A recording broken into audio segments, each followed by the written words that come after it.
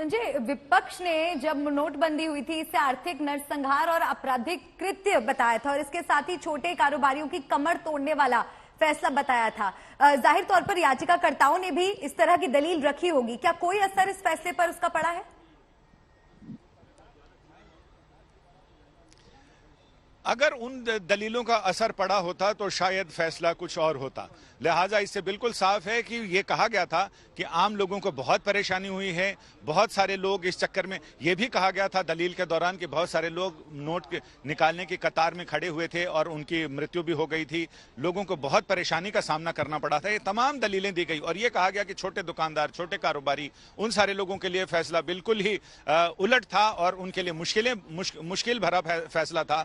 ये तमाम चीजें, उस समय शादियों का सीजन था, उसमें यह भी कहा गया कि शादियों का सीजन था, उस समय लोगों को अपने बच्चों की शादियां करने में बहुत परेशानियां हुई और तमाम परेशानियों का जिक्र किया। लेकिन कोर्ट ने तमाम सवालों का एक ही पंक्ति में जवाब दिया है कि नोटबंदी की अधिसूचना बिल्कुल संवैधानिक और कानूनी प्रक्रिया के तहत थी। जो आरबीआई एक्ट है और संविधान में सरकार को अधिकार दिए गए हैं उसके मुताबिक था। रिकॉर्ड ये बताते हैं कि रिजर्व बैंक ऑफ इंडिया के साथ इन्होंने पूरा कंसल्टेशन किया था और फरवरी से ही सरकार रिजर्व बैंक ऑफ इंडिया के संपर्क में थी। साथ ही सरकार ने यह भी दलील दी थी कि अगर पहले से ये बता दिया जाता कि लोग अपने पुराने नोट बदल लें तो फिर नोटबंदी का कोई मतलब नहीं था और उस समय फिर इतनी कवायद करने की कोई जरूरत नहीं थी। लिहाजा सरकार ने अपनी चिंताएं, अपनी बातें जो कोर्ट को बताई हैं, कोर्ट उनसे सहमत दिखा है। फैसला तो यही बता रहा है। लेकिन संजय, जरा दो तीन चीजें कोर्ट के पूरी प्रक्रिया को आप बहुत बखूबी चीजों को समझते हैं, आप कवर करते आए हैं। दो तीन चीजें यहाँ पर समझना चाहेंगे, क्योंकि ये जो मैं पहला सवाल मैंने आपसे पूछा उसी को लेकर मेरा ये अगला सवाल कि ये जो हलफनामे को लेकर कई बातें कही जा रही थी, क्योंकि आरबीआई की तरफ से जो हलफनामा दिया गया उसमें वो सारी आपत्तियां दर्ज नहीं दिखी जो पहले वो दर्ज थी। तो क्या उस पर भी कोई चर्चा हुई या उस पर भी कोर्ट ने संज्ञान लिया कि ऐसी बातें भी चल रही हैं? तो हलफनामा को लेकर भी कोई संशय अगर कोर्ट के मन में हो तो कोई आदेश या कोई बात कही जा सकती है कोर्ट की तरफ से?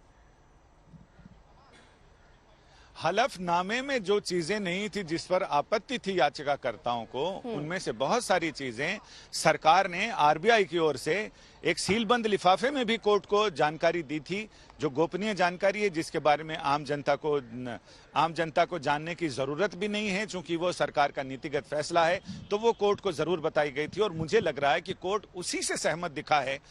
चूंकि एक हलफनामा नहीं, उसमें कई हलफनामे आए थे बार बार। कई बार ऐसा होता है कि एक हलफनामे में बहुत सारी चीजें नहीं होती। कोर्ट पूरक हलफनामा यानी एडिशनल हलफनामा भी देने का आदेश देता है और वही आदेश कोर्ट ने दिया था। उसमें कुछ चीजें सरकार ने सीलबंद भी दी थी और वो सीलबंद रिपोर्ट जरूर कोर्ट ने देखी है और कोर्ट उससे ही शायद सहमत दिखा है, तभी ये फैसला आया है। संजय, अभी तक की पूरी प्रक्रिया भी अगर आप समझाएं, क्योंकि जानकारी ऐसी भी है कि सुप्रीम कोर्ट ने 7 दिसंबर को केंद्र सरकार और आरबीआई को यह निर्देश दिया था कि जो फैसला 2016 में लिया गया था नोटबंदी का, उससे जुड़े जो भी रिकॉर्ड्स हैं उसको सामने रखा जाए। उसके बाद से लेकर के अब तक की अगर पूरी प्रक्रिया आप दर्शकों को समझाएं कि क्या कुछ इस पूरे मामले में और फैसले तक पहुंचने की प्रक्रिया किस तरह रही? सबसे पहले तो ये मामला बहुत दिनों तक ठंडे बस्ते में ही रहा नोटबंदी का। फिर उसके बाद नोटबंदी का ये पिछले साल ये मामला खुला और इस पर यह कहा गया कि अब तो सुनवाई की जाए। तो कोर्ट ने इस पर यह कहा गया कि अब कोरोना भी नहीं है, लिहाजा कोर्ट इस महत्वपूर्ण मामले पर सुनवाई करे जिसपे देश की अर्थव्यवस्था और पूरे सरकार की नीति का दारोमदार है। लिहाजा कोर्ट ने इसमें 5 जजों की पीठ बनाई और 5 जजों की पीठ ने इस मामले में सुनवाई शुरू की। इसमें शुरुआती सुनवाई में यह कहा गया कि जो याचिकाएं 58 याचिकाएं हैं, उन सारी याचिकाओं पर सबसे पहले तो सरकार जवाब दे कि आखिर जो ये आरोप लगाया जा रहा है कि नोटबंदी की अधिसूचना जारी करने से पहले सरकार ने नियत प्रक्रियाओं का पालन नहीं किया।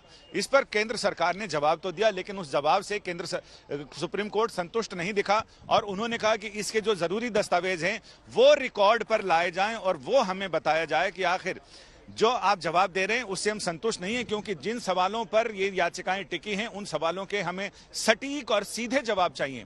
इसके बाद केंद्र सरकार ने कहा कि बहुत सारी चीजें ऐसी हैं जो फैसले की प्रक्रियागत चीजें जो वो बताई जा सकती हैं, सार्वजनिक की जा सकती हैं, लेकिन कई चीजें ऐसी हैं गोपनीयता के दायरे में हैं जिनको सरकार सार्वजनिक नहीं कर सकती है। लेकिन जब कोर्ट ने इस मामले में सवाल उठाए हैं और जवाब मांगा है तो कोर्ट को सील बंद लिफाफे में जवाब दिए जा सकते हैं और वो प्रक्रियागत सारी चीजें बताई गई। हालांकि बहुत सारी चीजें कोर्ट में सामने भी आ गई थी। रिजर्व बैंक ऑफ इंडिया ने भी अपना हलफनामा दिया और उसके बाद कोर्ट को ये बताया कि किस तरह से सरकार के वो लगातार संपर्क में था और इसमें नियमों की कोई अनदेखी नहीं हुई है।